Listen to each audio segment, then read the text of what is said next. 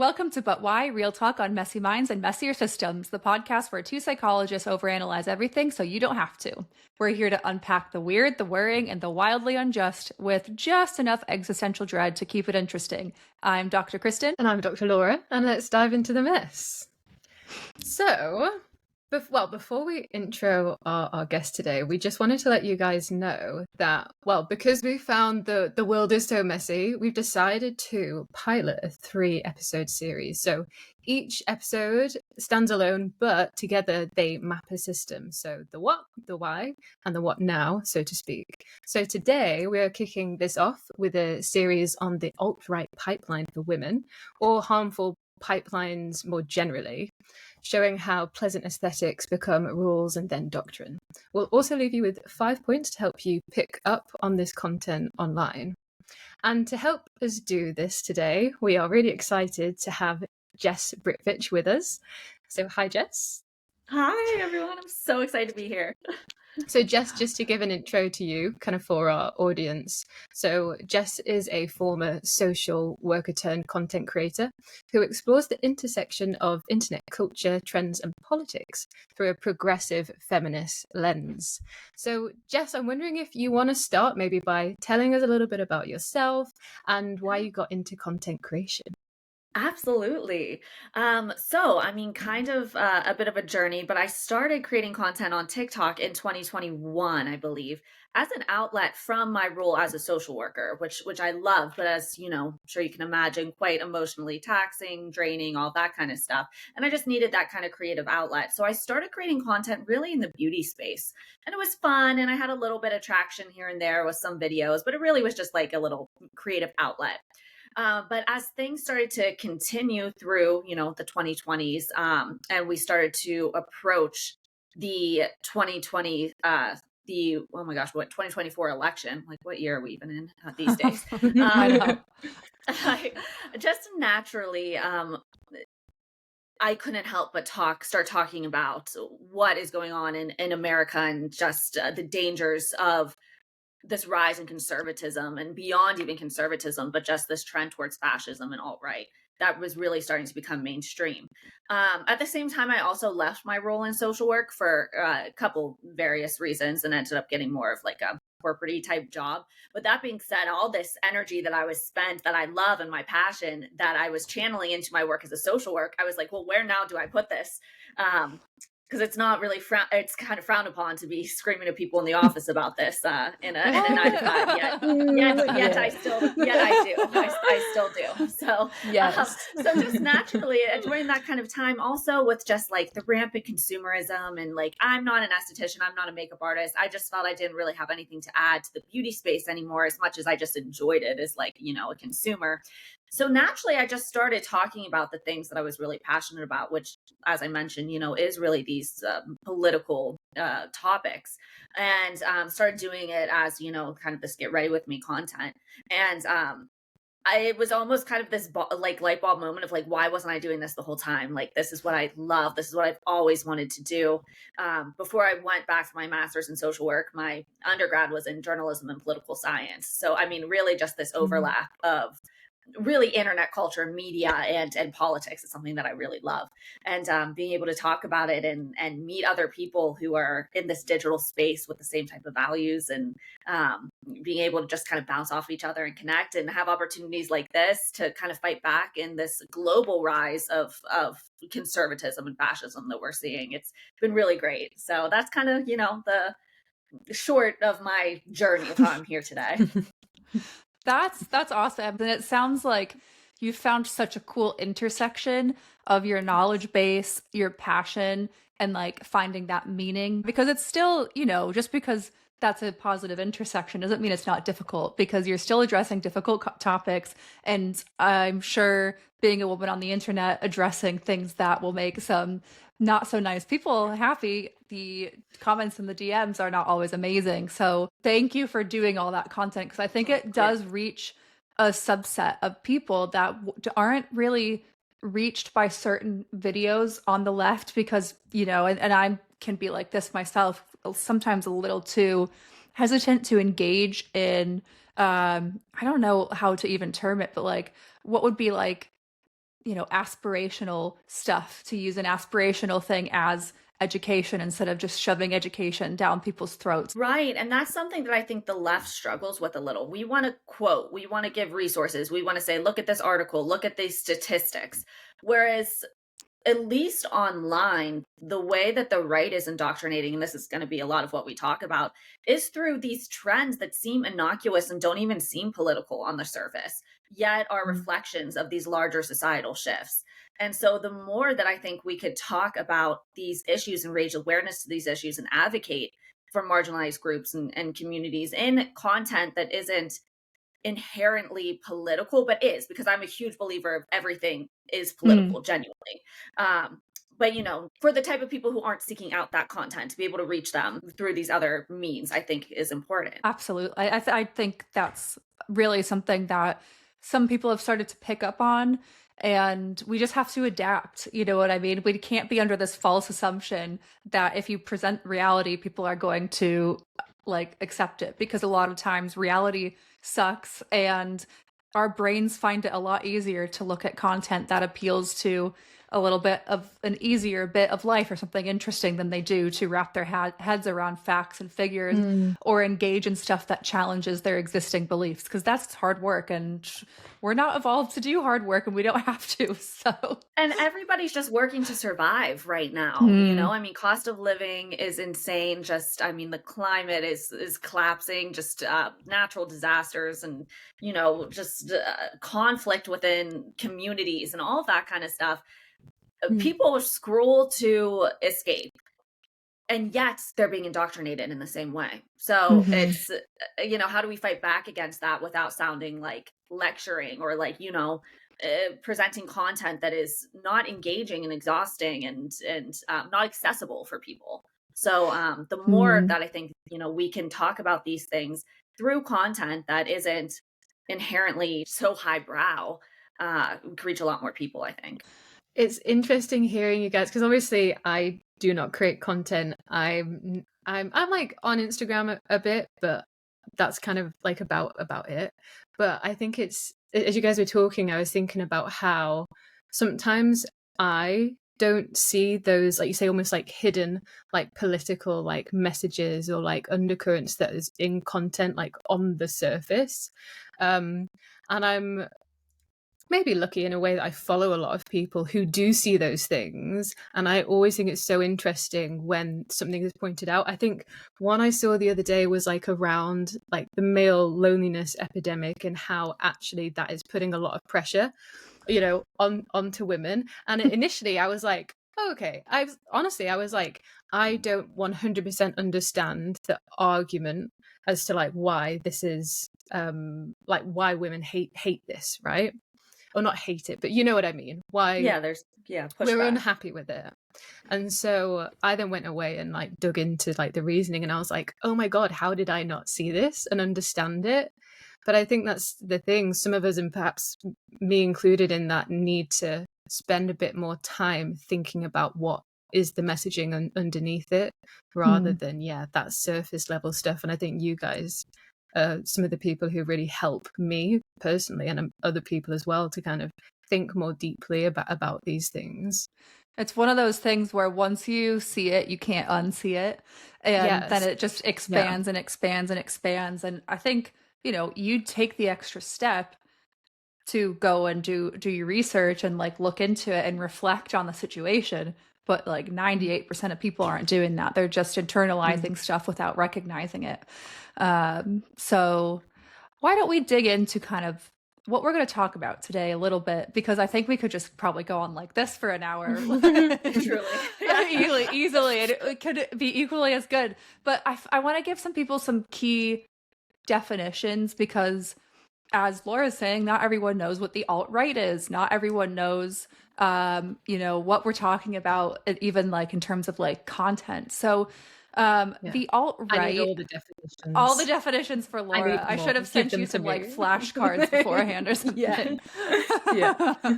So, and Jess, feel free to interrupt or add whatever you want, because we really want to make the most of your perspective. So the alt-right is a networked, mostly online technically, but it's becoming more real life movement that promotes white identity politics, anti-feminist and anti-immigrant, racist sentiment, authoritarian styles of living. And it's spread a lot through memes and irony and dog whistles. And it's that does that a little bit as a self-defense mechanism. So like, oh, it's not that deep, it's not that serious, that kind of thing. And it does this in 3 ways. So firstly, it hijacks your brain. So social media is already hijacking our brains anyway, but it's like exploiting those cognitive levers of like certainty, but then also outrage, and also these ideas around group belonging and even purity that kind of makes these claims that people are making feel true. The overall internet dynamics, so the algorithm essentially. So it's you're incentivized to be outraged. The content is going to be engaged with if people have an emotional response to it. And then lastly, it's being normalized politically and in real life. So we have figures like our lovely Orange Menace, Allied Media. We have anti-woke people, parent rights, common sense branding that allows the alt-right to frame their ideas into kind of like everyday discourse, so it doesn't sound so crazy. I think you hit the nail on the head there, and I was taking notes over here of things to touch on because I think, well, a couple things. Yes, this used to be the alt-right really started out as kind of like the corners of the internet, like on 4chan, very much part of the manosphere, which is kind of like this very patriarchal, male-centered internet that spews just like this hateful rhetoric. And it really was kind of, it was mainstream because America, speaking, and most of the developed world is built on white supremacy and patriarchy, but it wasn't as overt, and really these intense, just overt, alt-right conversations were really secluded to those kind of corners of the internet on these forums and, all of that. But slowly, I mean, over the past, I don't know, I'm estimating, someone probably knows the better date, but I would say like 10 years or so, it really started to evolve into being part of the mainstream. And now I will refer to things as alt-right. And I'll sometimes get pushback in my comments being like, this is an alt-right. But in my opinion, Trumpism is alt-right. We're seeing the descent into fascism. Like this is alt-right. Even I recently made a video about like Turning Point USA, and some of the comments are like, this isn't alt-right. And I just strongly disagree. Sure, maybe there's like a lot more hateful rhetoric out there, but this is definitely the tip of the iceberg of what alt-right kind of is, And I think also, Kristin, whenever you said, a lot of people are able to say that it's not that deep. That's something that I try to push back on so much. And I think that really is something that affected especially Gen Z.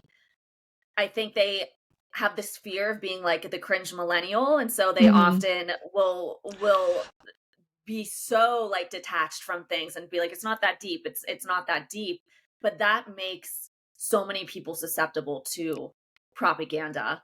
It's not that deep mentality. Like I say, it's not that deep until it is. So I always say we're gonna you guys are gonna it's not that deep us into fascism.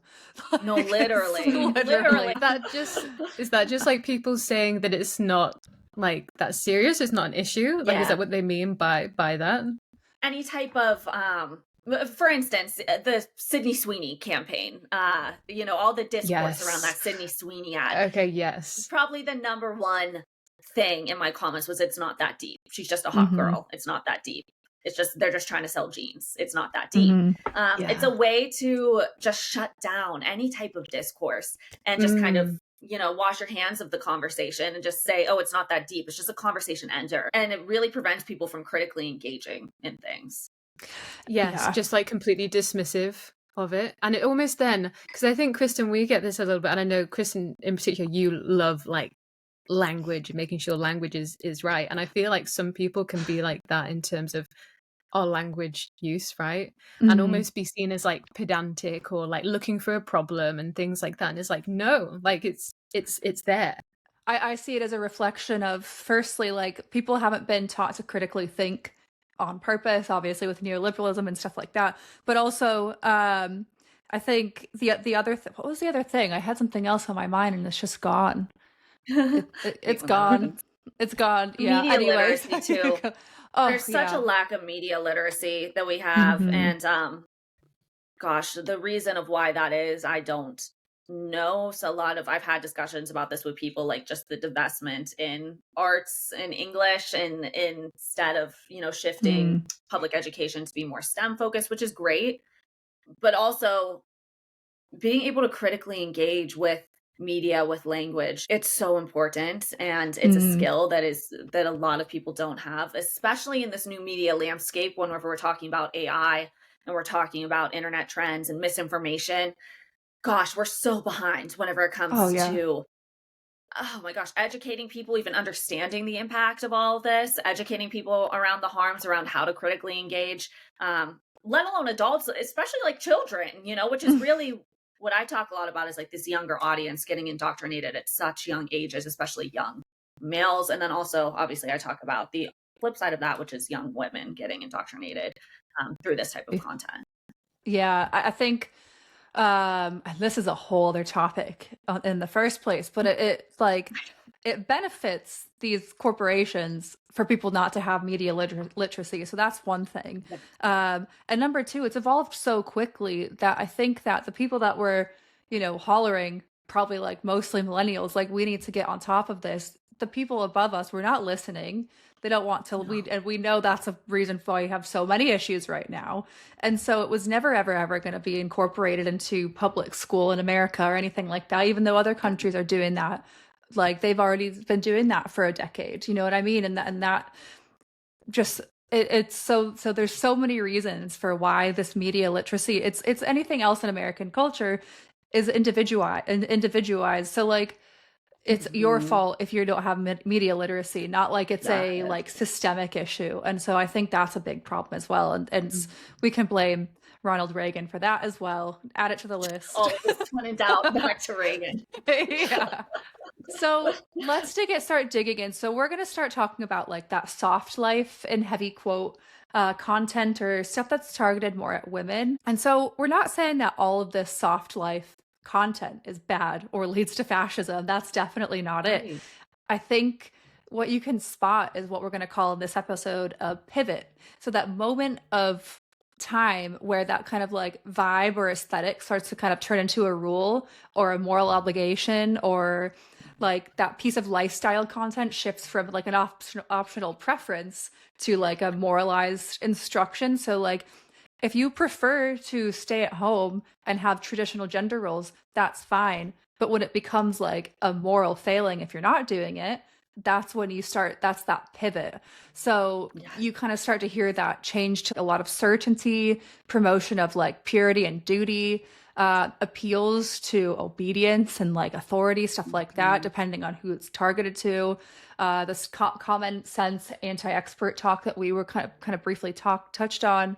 And often an invitation to buy stuff or join a program or something like that. And so that's what we start to see a lot of. I think also to add to that, the biological thing as well too. A lot of this is rooted also in this gender essentialism, which is this disproven theory that men and women are biologically designed to have like these specific roles in society, and that's the key to a functioning society and individual happiness also too. And it's bullshit, and it's transphobic, and it's everything bad. Yeah. Yes, and yes, it's wrong. everywhere And bad. it's wrong. Yeah. Yes, Not only is it like it's not morally correct. wrong, but it's incorrect. It's just it's like, come scientifically on. disproven. Yes. I thought facts don't care about feelings, I thought, on the right. That's gone out the window. Yeah. So, but I do think it's kind of that triangle between that moral, whenever you were assigning moral value to these decisions, it always puts these decisions very squarely onto the individual, and then also ties in that biological aspect too. And I feel like it's those kind of three things that can really make some of these things dangerous. It makes it make sense in heavy quotes. It's like you've got all those things that we're socialized to value, and like twists it a little bit. And I think, unless you wanted to tie something in, Laura, I want to like briefly like explain why this is happening. I have a thought, but I'm going to save it. No, are you sure? I think it might make more sense once you continue talking. Okay, don't forget it. Okay, I've written it down. So as you guys know, we're all kind of socialized within these systems of power. So patriarchy, white supremacy, neoliberalism, etc. And we're socialized to read things as control is care, right? Purity is super safe because we're in a patriarchy. If somebody is really certain, that means they're wise. So like certainty and wisdom. That's why some of these people in that anti-intellectual movement, us as academics, or just like anyone, you know, when we change our minds based off of updated evidence and stuff like that, they're like, oh, well, see, you just don't know what you're talking about. And you're like, no, that's how learning works. But also, scientific, that yeah, the science really. is working. Like, Yeah. There's That a is ton of that science. in the anti-vax. Yes, there's a ton of that in the yeah. anti-vax space that they'll be like, well, look at Mhm. this. They used to prescribe like cocaine or something. I forget what drug it was. They used to prescribe drugs to people for whatever, and now that changed. That's the scientific method working in action. You gain more information and those recommendations change. But also the science has evolved so much since then. Anyways, I'm going on a tangent. And you know what? I think we could touch into the anti-vax stuff and the kind of like second kind of like category of this that I want to touch on, because it's also related. It's like hard to almost like structure it in a way that because they're so all intertwined. And just personally, that's how I struggle, and that's why I've really enjoyed creating this short form content, because it gives me a space to be able to sit down and work through my thoughts. I actually struggle having these conversations with people whenever, or like, you know, a debate style kind of conversation, because there's so much of these things are interconnected, and it's systems, you know, it really is systems. And it's like, how do I explain all of these things and all of these like years of history to someone in this moment at the water cooler at my work or whatever? Yes. You know? Oh my goodness. And I feel this so much, and I do not have half of the like knowledge you guys do in this, but I find that it's like when I try to talk about to Kristin about this a lot, but I think that I always get caught by almost like what you guys were saying here, like around people have arguments back that make it make sense, like make their side of it make sense, and then I get stuck and I'm like, I don't know how I'm meant to really tactically like challenge your point. It's a lot of like logical fallacies and things like that are talking points that are taught, like they're said on Fox News, they're said in these alt-right MAGA bro podcasts, and they have them ready to go. And I personally want to get better at understanding how to dismantle some of these logical fallacies in the moment. I think it's something that we're all trying to figure out how to do, and everyone will have their own style of doing it. And I tend to be quite like blunt and straightforward with it, but that's not always going to work. So it's a really difficult one as well, especially like trying to figure out how far to push people and what context and things like that. And also understanding who's engaging in good faith and things like that as well too. Where almost no one is. Right. Oh my God, what just went? Okay, so nuance. And why I think this content, this kind of alt-right content, part of the reason it does so well online is because it's usually very devoid of nuance. And whenever we're talking about short form content, or whenever we're talking about the algorithm loves things that are obviously short, emotion based, which is what a lot of these fallacies are. You know, they're just emotion based, they're shareable, and it lacks nuance. The algorithm doesn't like nuance. And so obviously this content that's riddled with misinformation and logical fallacies is feed for the algorithm. And it's so much harder to create content that rebuttals this in a way that's engaging, or a way that's going to get the playtime, because of that algorithmic desire to feed information that's so emotion based and so rage baity and, you know, all that kind of stuff. And Laura and I talk about this all the time. I think we did a podcast episode on something similar about like defensiveness, because even if our content gets onto the wrong side and heavy quotes of the internet, it's because they're rage commenting and things like that. But your content's being sent out to people likely that are never going to engage because it's causing them so much cognitive dissonance and defensiveness that it's not going to be a space for learning. They're used to coming onto the internet to see their ideas affirmed and to feel better about themselves. So when it's something that, you know, engages in that cognitive dissonance and that rage, it's not going to work. So it's like almost like our kind of content can only address people that, you know, have a bit more skill with reflexivity or maybe somewhere more in the middle, because like how are we, who just us existing on the screen for some of these, you know, alt-right people is already like a no, woman speaking, no, that's absolutely like not going to be listening. Right. And one of the things I wanted to pick up on before we kind of start digging into the two specific types of this content is you notice that these pivots, so like the kind of changes come really differently for different genders, especially men and women, because we're socialized into different virtues and ways of living. So in women targeted content, it's kind of harder to see because it's in heavy quotes softer in nature. So it's about care and belonging, love, relief. It's homemaking, and it's all stuff that technically is harmless in the sense of like, yeah, wouldn't we all love to just grow our own vegetables and do all that kind of stuff? And so that's why it's so much easier for people to be like, it's not that deep, because the stuff targeted at men is much more aimed at hijacking the brain's senses of status and fear and like not wanting to be the outgroup. And it's much, dominance. It's much more obvious. And so I think it's a lot harder to call out, and that fits a lot in with benevolent sexism, which I will go into a little bit when we start talking about divine femininity. Yes, this content that's aimed at women that really can be these entryways to the alt-right is framed a lot of times as self-care. But the thing is that it doesn't exist without that patriarchal other side of the coin, which is that dominant, that violent, that patriarchal alpha male content that's being fed to men. And in order for that to be able to flourish is women buying into this idea that they are biologically designed to be more submissive, to be in the home. And it's allowing more easily for rights to be stripped away and to accept that really dominant, that violent, and that dangerous, you know, alpha male content. 100%. That gender essentialism is something, I mean, I rant about it a lot on the podcast because I just hate binaries, because we're not meant to be living in any binary as a human. Like they just should not, with like nuance is part of life, or it should be.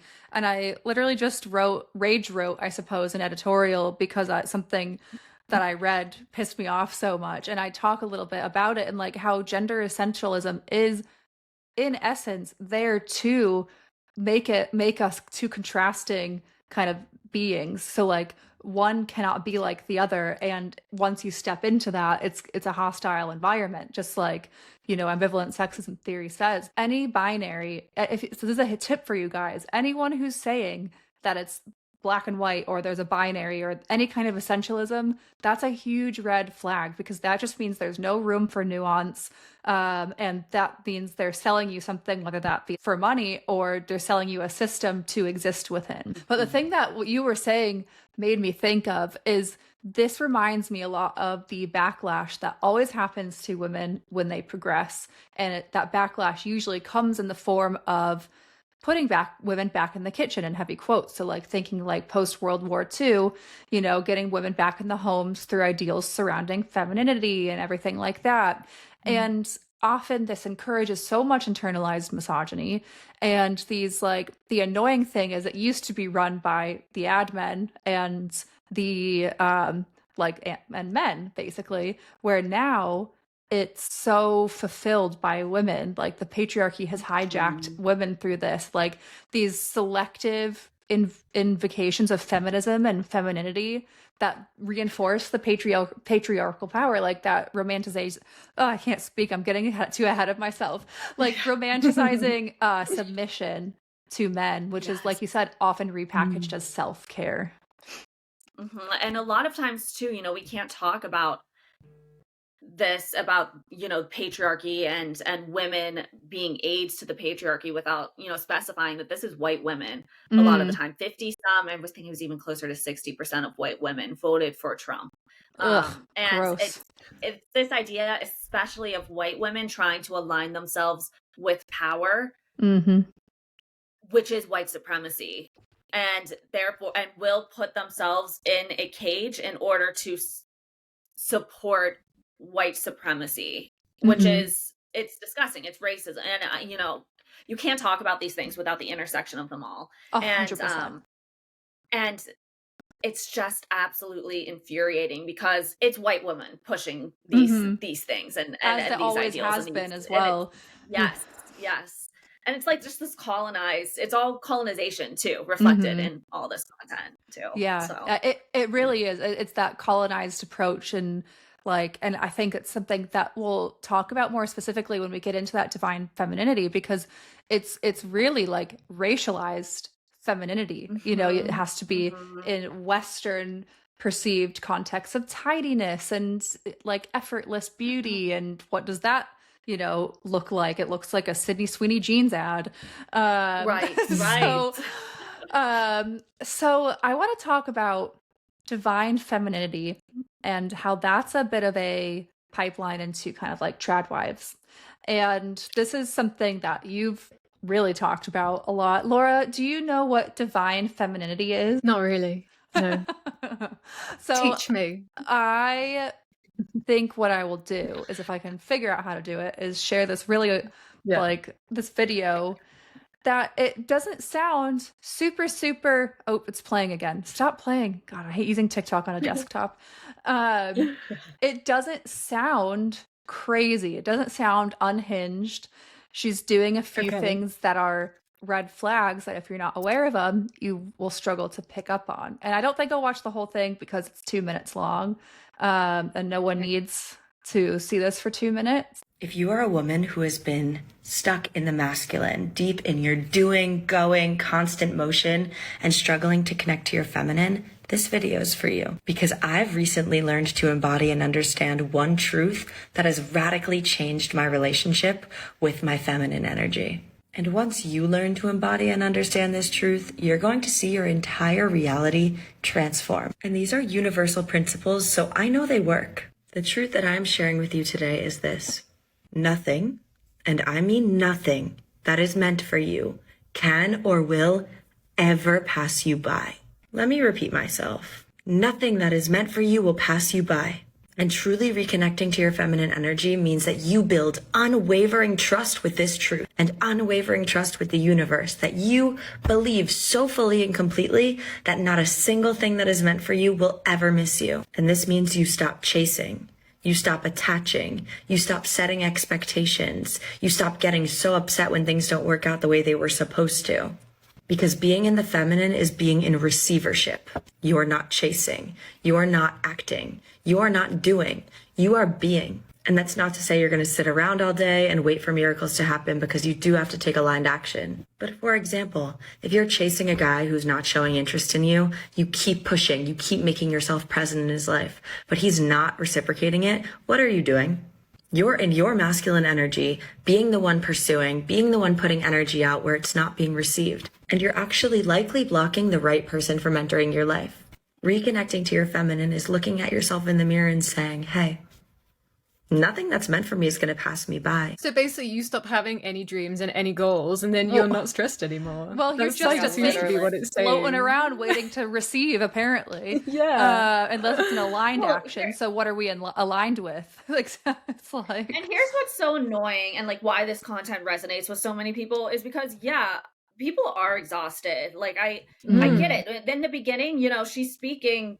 A lot of people are tired of juggling all these things, you know, just going to work, going home, trying to keep, like, all being a mother, like all these different things, because that's how. But it's capitalism. It's not being too much in your masculine.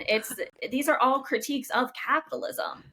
but they'll never say that. You'll never No. critique the systems. It's about you being too much in your masculine, which goes back to that individualism and that moral thing of like, it's you're unhappy because you're too in your masculine. It's not you're unhappy because we're in this capitalist hellscape. And the thing is, we regardless are going to be in this capitalist hellscape unless the revolution comes, which isn't looking promising at this point. And so I'm getting annoyed. And so in this capitalist society, and I hate it, but you need money and autonomy and resources in order to survive and have power. And all of these conversations are always pushing women out of the workforce, out of being autonomous beings, and so that they're dependent on other people and can get you stuck in some really, really dangerous situations. They're pushing women really out of the paid workforce, because really what they want, because capitalism requires the unpaid labor of women and other people that are not in the kind of like top hierarchy. And what you see a lot in these videos to maintain this is a benevolent sexism. So I don't know if you're aware of ambivalent sexism theory, which basically postulates that like the reason that women and men have been able to operate alongside each other, maintain relatively good gender relations despite women's oppression, is because there's two types of sexism that, well, many reasons, but one of the things is you have something called hostile sexism, which is super obvious, super direct. It's, yelling abuse, it's, leading to harassment, etc. But the more insidious type of sexism is the benevolent sexism, and that's very like paternalistic and control that's sold as care. And it's like, oh, you're so good, love, at making, this meal, or like you're so good with the kids, I could never do that. And it's like praise for existing within these roles. And there's so much literature out there that's saying like really benevolent sexism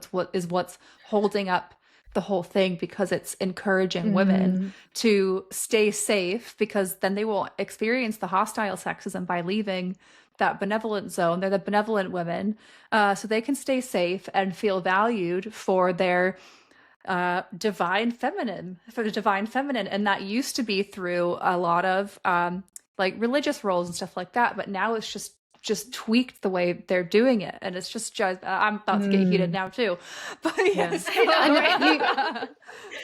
All of us just yelling into the void.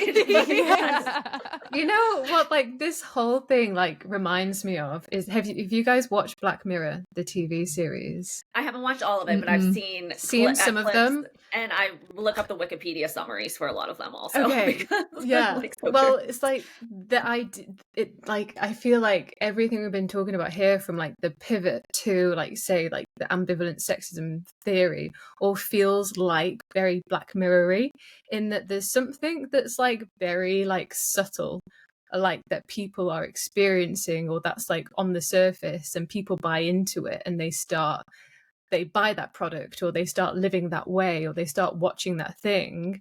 And then there's like, well, yeah, the pivot, the switch, like the dark side of what's happened. And then when they're in it, they're so deep in it that they can't get out of it. And then all of the crazy stuff happens in the Black Mirror episodes, which are wild. But it feels like it's just a real life version of that. It does feel like we're living in a Black Mirror episode for sure. It really is. It's indoctrination, truly, because that's what it starts light, but then as you continue to get deeper and deeper and deeper indoctrinated, it really just warps your reality, truly. And even some of this language in here, that in that video, universal principles, one truth. Yes. It's this like aligned spiritual, action. like how do you, which all of this stuff doesn't mean anything, first of all. And I think a lot of it is hijacked from other religions and spiritualities and things like that, and is co-opted for, this type of messaging. But it goes back to that, like, how do you debate one truth? It's like, oh, this is the one truth. This is the universal principle. It just like, there's no nuance there. Based off of what? It just shuts it down. Yeah. It's like, oh, this is the universal principle. Of what? Okay. All right. Like, okay. Yeah. Sure. Like, what do you mean? Yeah. It's like, and you can see it, and it's like those like, where it's like you can have spiritual pages and talk about it and all that kind of stuff. It's just the red flags are the like, good women don't chase, like respect his leadership. It's like those are the pivots that we're talking about, like natural order, like you say, like that there's like some one natural order that we're supposed to be aware of. Where do you think this like micro shift that happens, because it's quite subtle. It's not like people one day are like, oh, I'm into self-help stuff and now I'm an obedient tradwife. It's not like it's like a super obvious thing. Where do you think that first initial like micro shifts from that, like maybe self-help or just like looking for some relief and comfort into like obedience and backtracking starts? What do you think that looks like? Well, that's really why, especially just talking about online, I think that's why I call it, the alt-right pipeline, is because it starts with by just searching for clean beauty, because you have sensitive skin and you want to find something that's not going to break you out, or dating tips because trying to find a partner, and because there's so much of this content, so much of it is funded by right-leaning organizations, and because it does so well in the algorithm, so it really encourages creators to continue to double down on this type of content because they're being rewarded for it through the attention economy.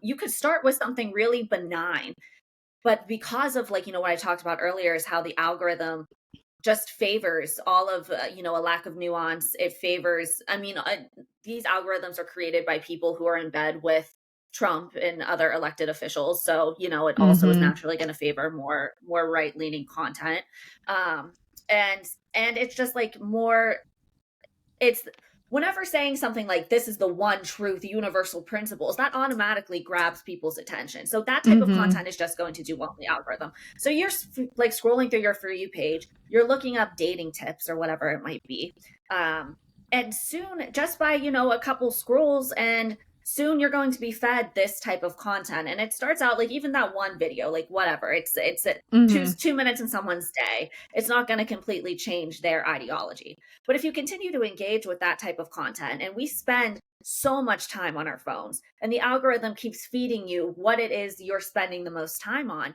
you're going to get fed more and more radical content and more misinformation, and more of these ideas that are wrapped up in this, pretty aesthetic package, until soon you're spouting these right-wing talking points, and are just so that's what it is, like that you're indoctrinated.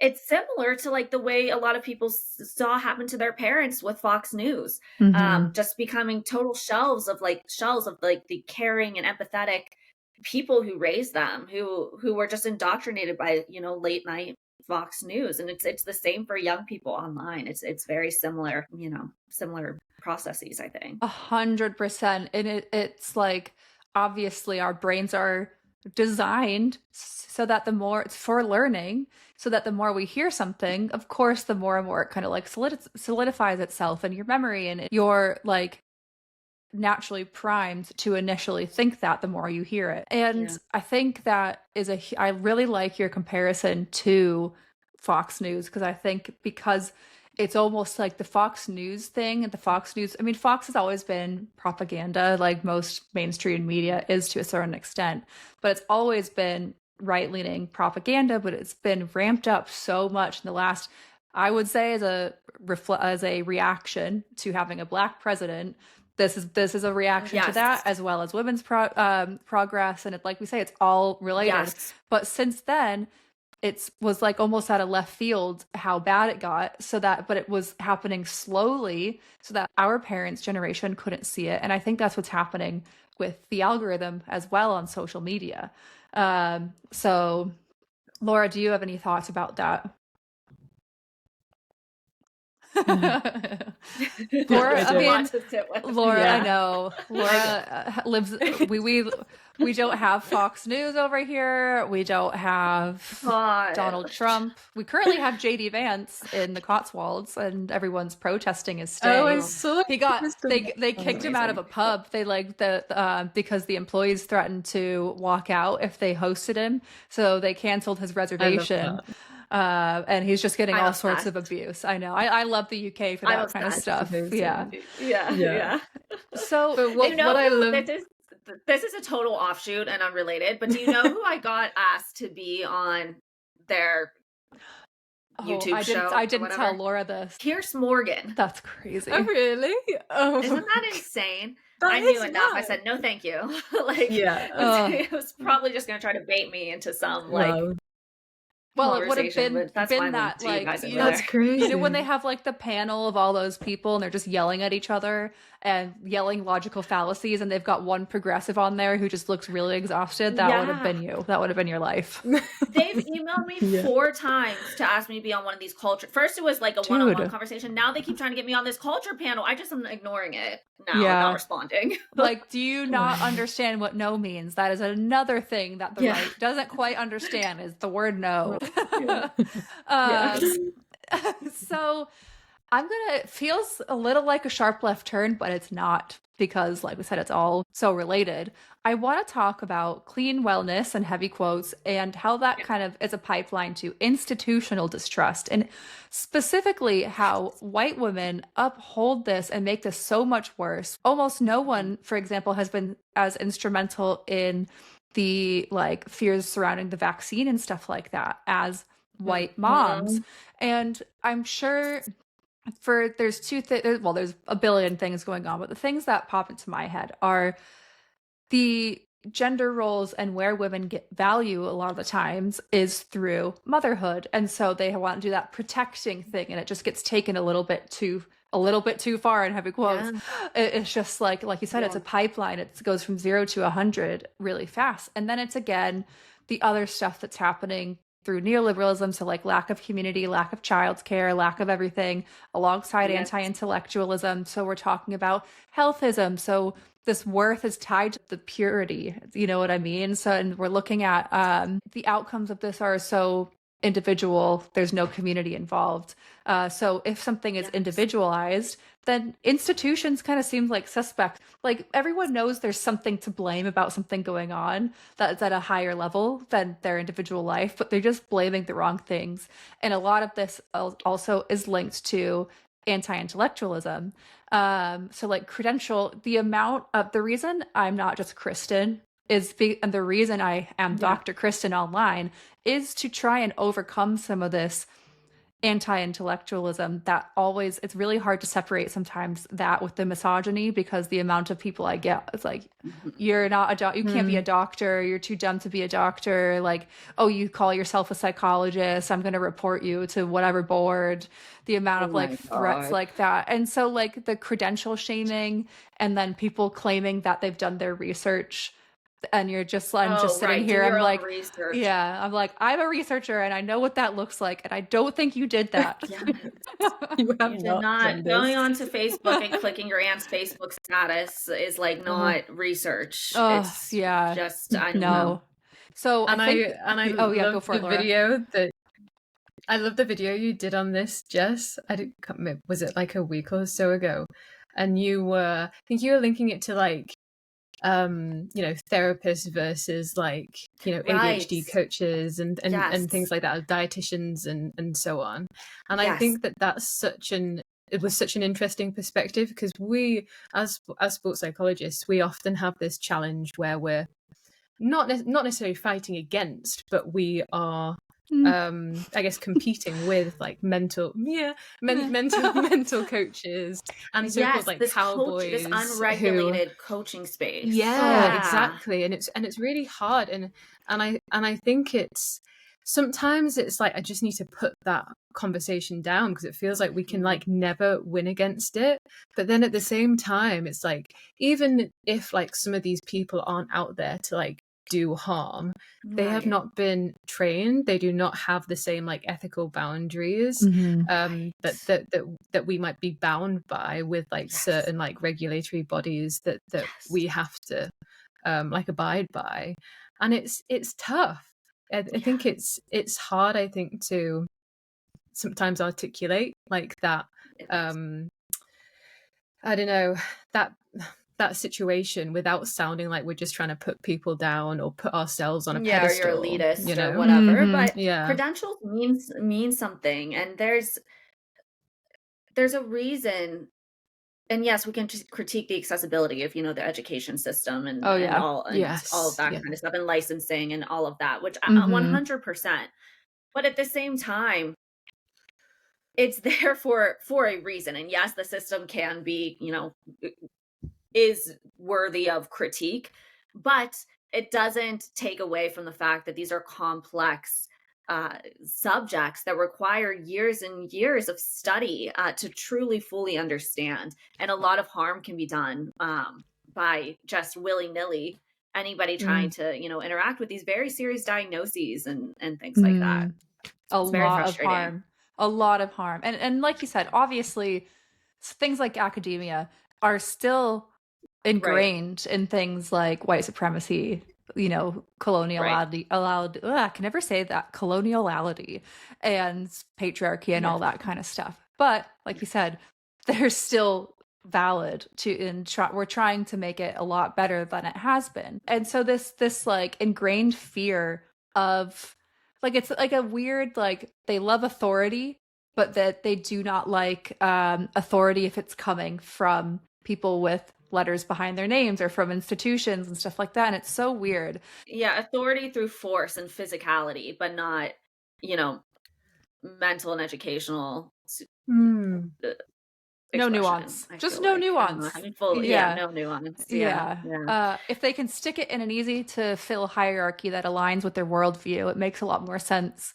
And I just think, I don't know if I don't have a post to share, Laura, but there's a lot of posts that are just like, swap this ingredient because it's toxic. So for example, my partner works in the chemical industry. Oh, they were talking about like almonds and stuff. Almonds, like even parabens, he goes crazy. Yes.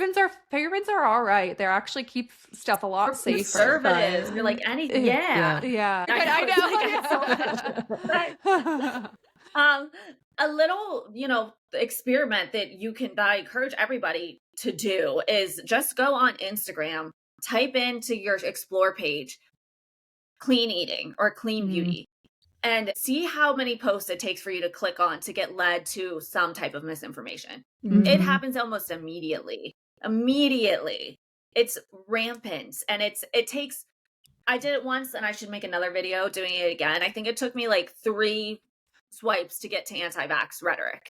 It's rampant. That's crazy. How it's connected. That's crazy. It's almost like how the crazy. study saying, like, they had a couple chats, AI things like programmed as teenage boys, and it took less than half an hour to get to red pill content and like harming women.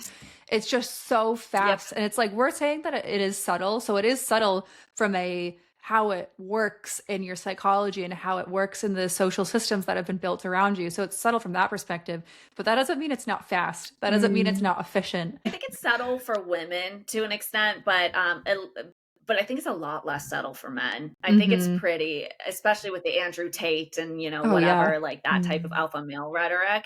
It's pretty direct, which is scary.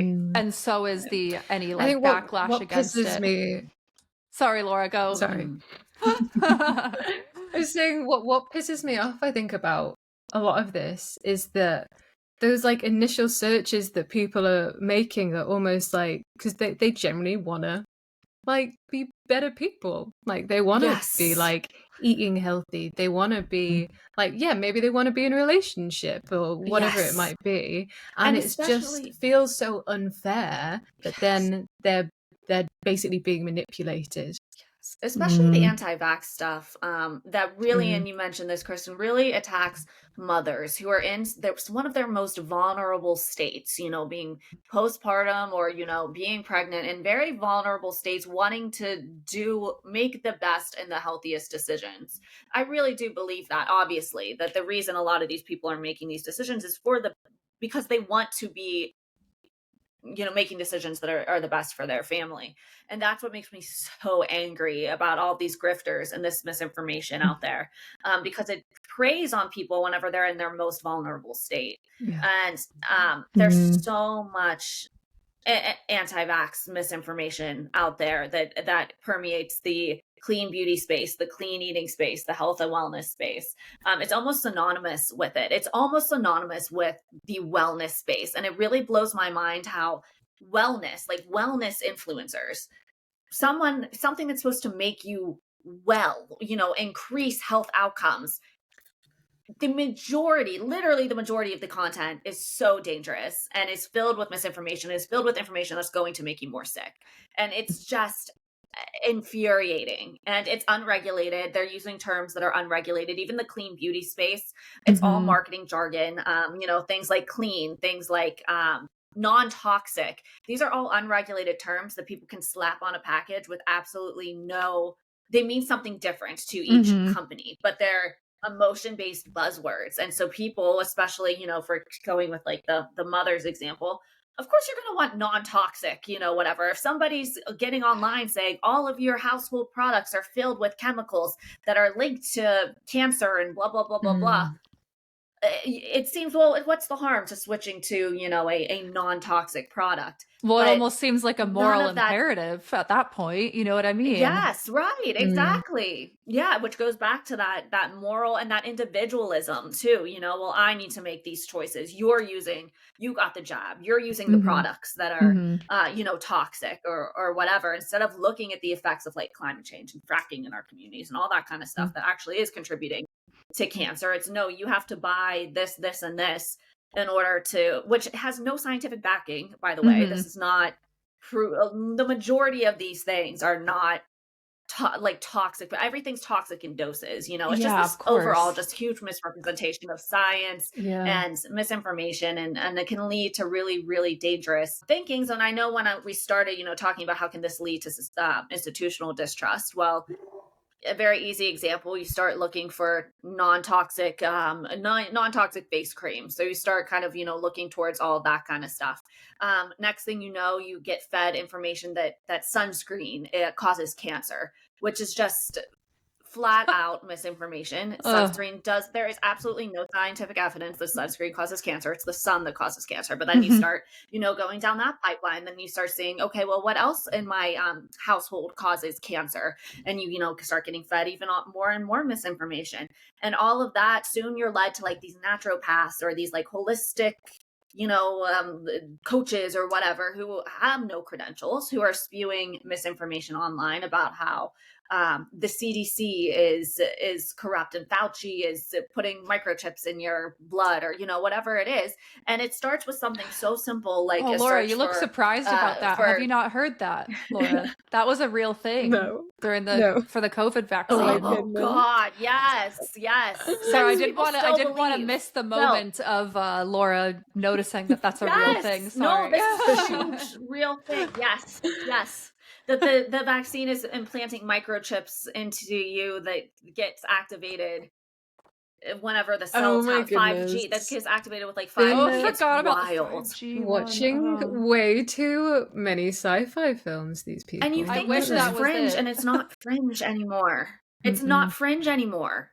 It's so wild. Normal. Yeah, it's like you used to hide these kind of beliefs because of how crazy they are, but the Overton window has moved so much for so many different things that now it's just normal. And like this, it's so easy for that to, like you say, lead into, well, now, we don't like the government's approach to healthcare, which has now led to like the CDC reporting the autism, just because we're learning more about autism, the prevalence rates have gone up loads. Right.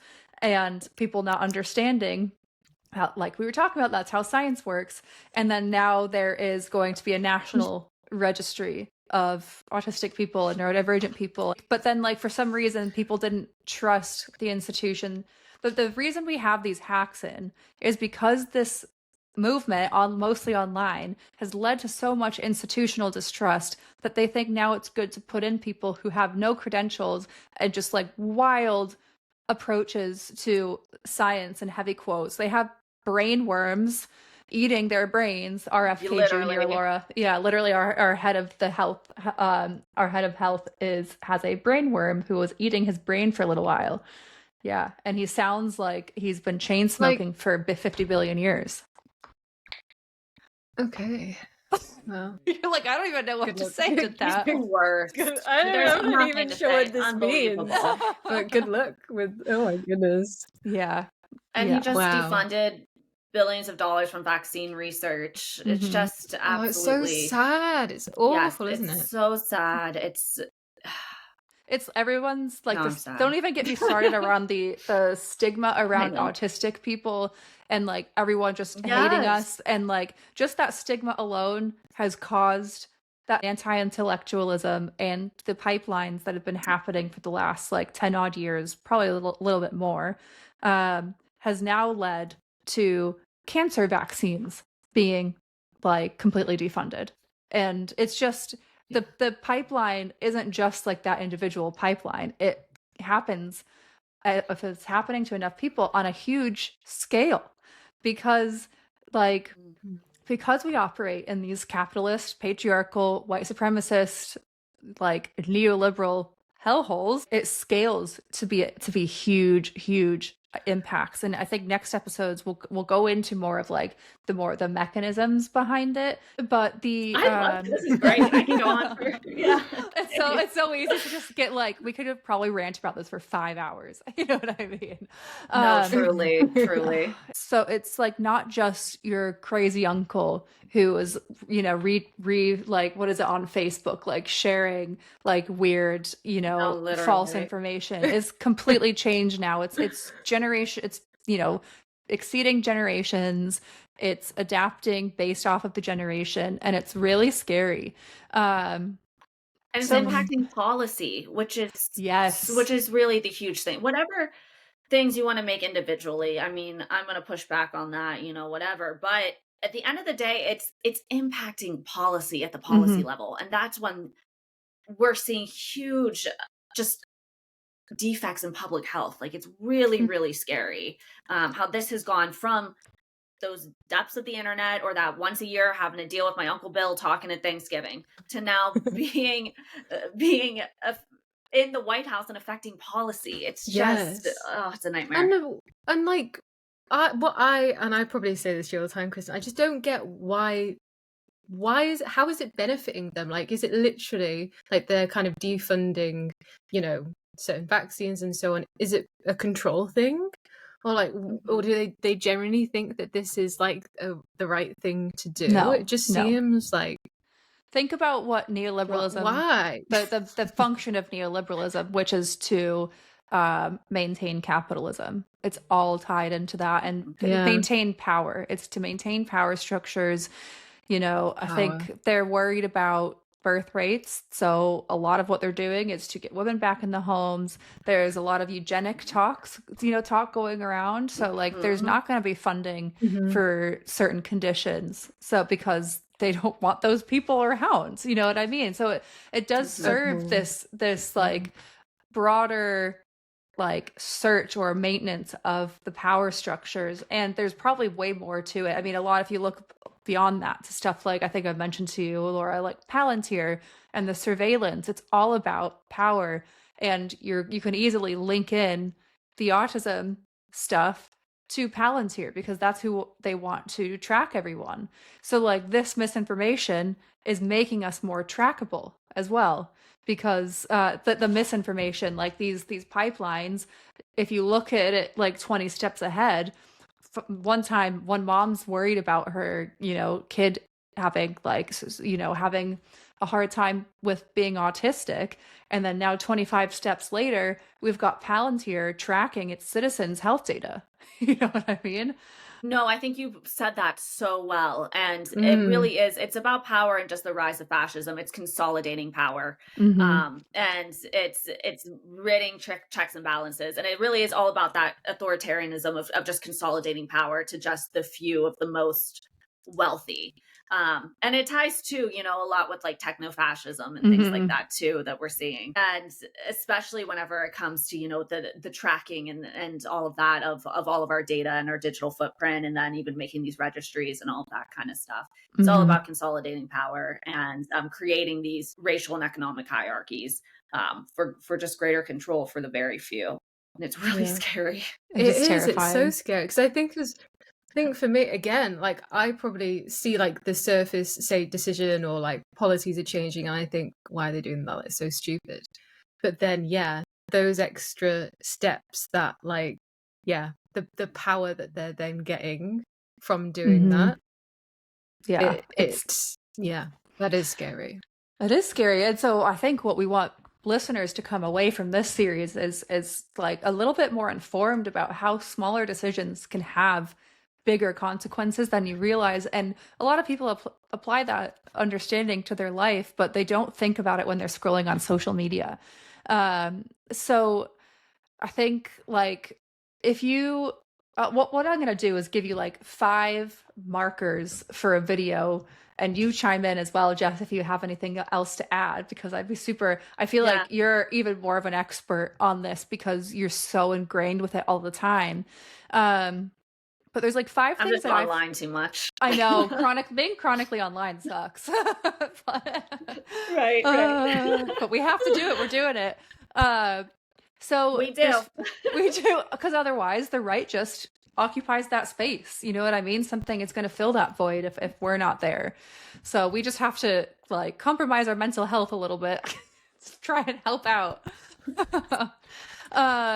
So like if you see the first thing, if the tone of the video is super certain, so you're looking at phrases like it's obvious that, or the truth is, like think anything from Jordan Peterson through to the video I shared, like, well, the truth is XYZ, aligned XYZ.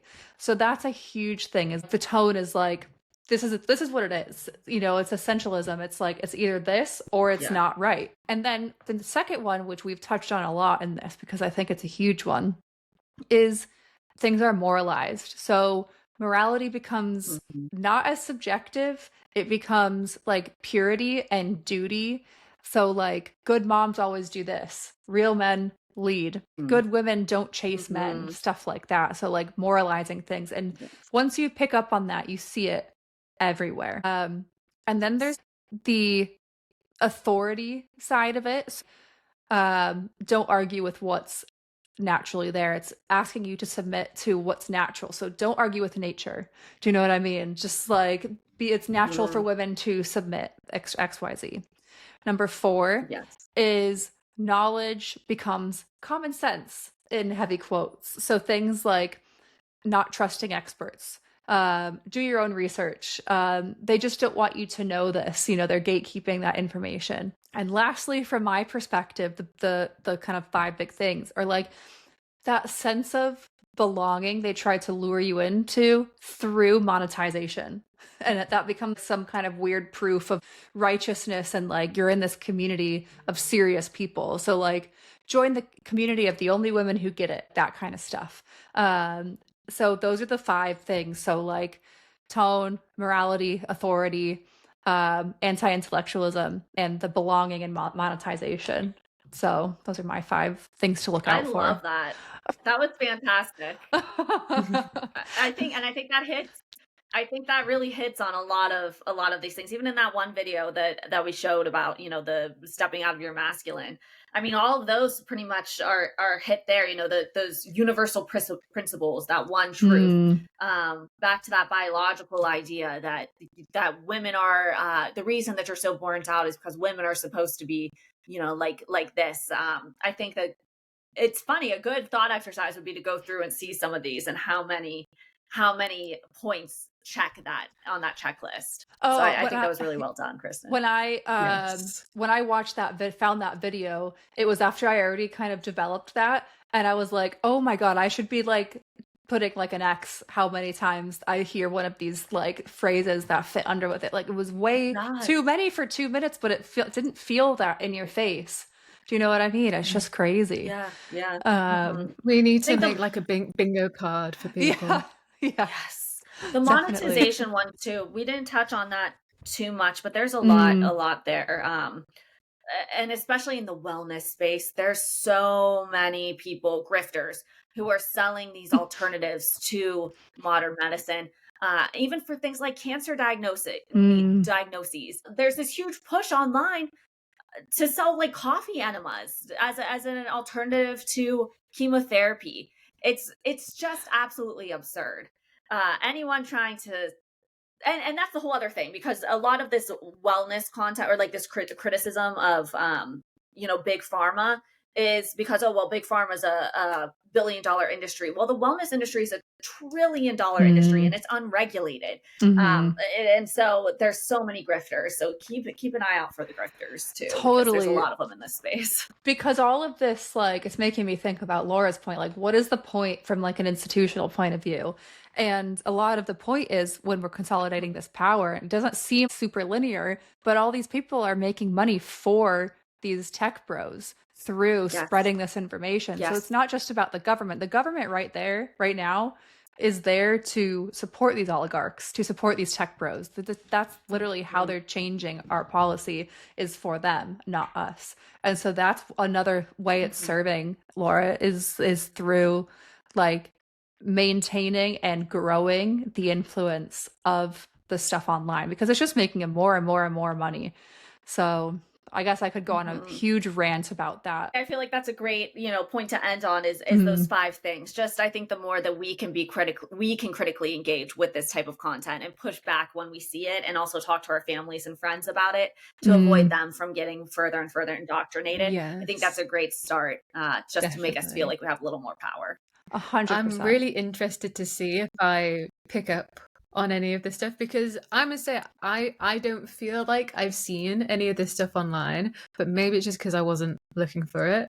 So I'll have to report back if I see what anything. You see now that you're a little more, but you might just have curated your algogram in Oh a my very gosh, nice spot. Yeah. Some of the videos you send me, I'm like, how did this pop up for you? I'm so jealous of your algorithm. Like, it's just like loads of random fun stuff. Yeah, and mine is just like dark. It's dark with the occasional joke. Like, let me send you some funny videos. I was gonna say then, to wrap up, and like a mini assignment or fun task for you guys then, is to keep these things in mind, kind of look out for these pivot phrases this week. And what we would really like you to do is to like tell us in the comments if you spot any of them, and feel free to like send us the videos as well, and we can like play them on like a future episode in the series.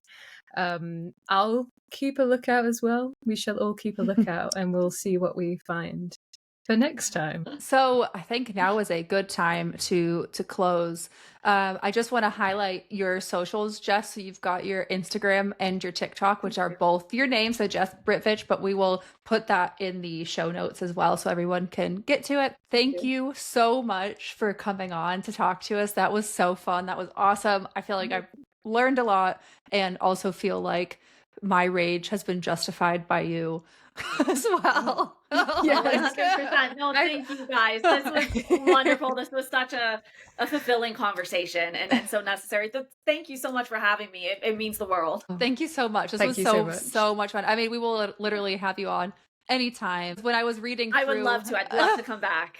Oh, that would be so fun. Literally, when I was reading through your kind of like descriptor of, you're exploring things through progressive feminist lens, I was like, that sounds like my life. I cannot wait to meet you in person or virtually. So it was amazing. It's like having 2 Kristins. Yeah, this is great.